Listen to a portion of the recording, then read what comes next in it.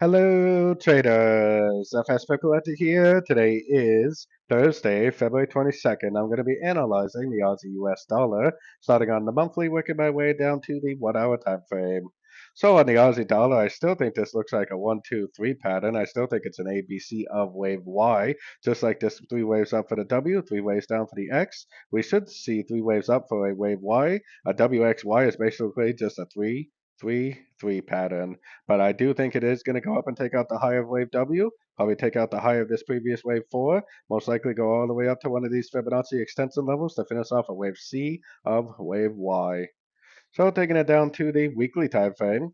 On the weekly time frame, I still think this first push up right here was a wave 1 of wave C.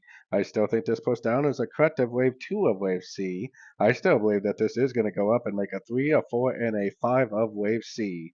Just like the wave A was a 1, 2, 3, 4, 5 pattern, the wave C should also make a 5-way pattern to the upside, probably all the way up to one of those higher Fibonacci extensions that I was showing on the monthly time frame.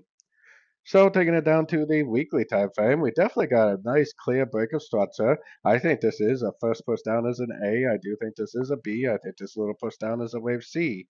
We did kind of turn right in between two fib levels, but the way price action looks, I would definitely consider that respecting the 61.8.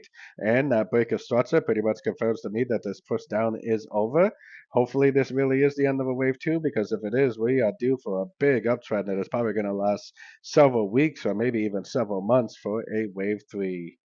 So let's take it right down to the 4 hour time frame. Really, on the 4 hour time frame, the strategy right now is to either be waiting for a pullback to go long or be waiting for an exit for a trade that you're already in from one of these previous pullbacks. You don't really want to jump in now because there's definitely a chance that it could start a pullback at some point. But if it does make another pullback, that's actually great news for us, because at the end of every single one of these pullbacks, we should be looking to get long for the continuation of what is probably a wave 3 of wave C, which is a wave C of wave Y on the much longer time frames. So let's head down to that 1 hour time frame and just observe some of these ABC pullbacks that we've had. 1, 2, 3 waves down, ABC engulfing up, go long. Even this one's a little messy, but 1, 2, 3 waves down, engulfing up, go long. 1, 2, 3 waves down, engulfing up, go long. So like I said, the strategy right now is to either be in a trade waiting for an exit, which really it looks like this is a 1, 2, 3, so I don't even think it's over yet. It's probably going to have to make a 4 and a 5 before we even do see a proper pullback.